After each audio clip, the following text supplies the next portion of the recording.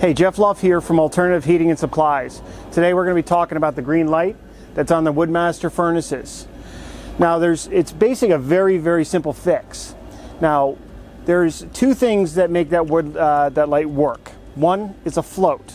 The float is a unit that sits inside the WoodMaster's water tank, and when it goes down it means that the water's level is low, so it turns off the light. If it goes up, it means that you're full of water and the light stays green. Now, a lot of people ask me, how do you know if it's the float or the light? Now, the basic easiest way to do it is with the magic of camera. I'm going to stop now and I'm going to take off the thing and I'm going to show you how to test and see if it's the light or the float real simply. Okay, now that we're back with the magic of the camera, we've taken off the control panel. There's 6 screws, and you're going to turn the control panel over. Now this is the light that's not working. You can see, and we know the unit's full of water. That's the first thing to do, is check and make sure the unit's full of water. Fill it all the way up and make sure it's full. Then what we're going to do is we're simply going to turn off the control panel and test the power that's going to this green light with a voltage meter. Get yourself a really inexpensive voltage meter, turn it on, and what we're going to do is we're simply going to put the tester on one side and the other side. So this is the part that's hard. These fucking wires. Come on.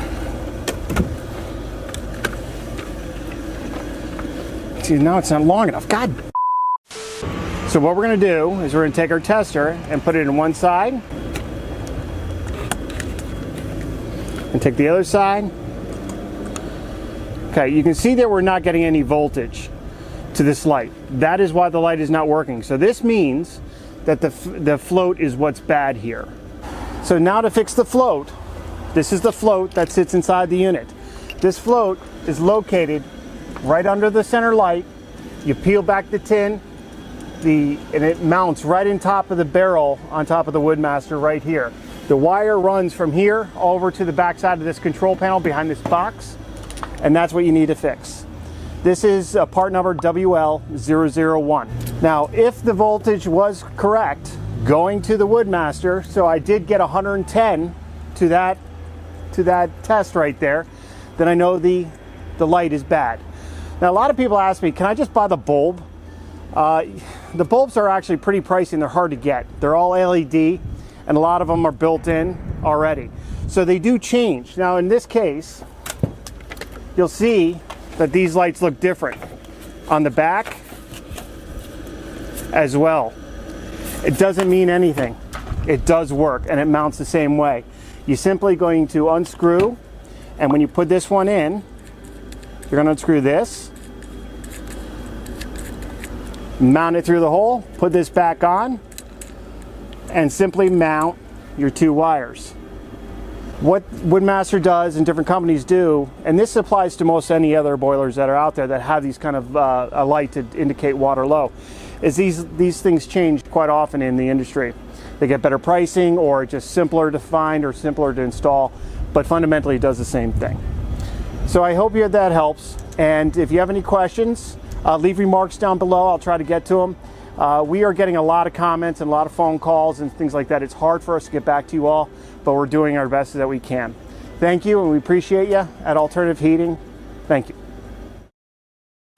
Okay, so we came inside because it was really cold out there. It's about 28 degrees out there today. So I'm going to do it manually here and show you how to do it.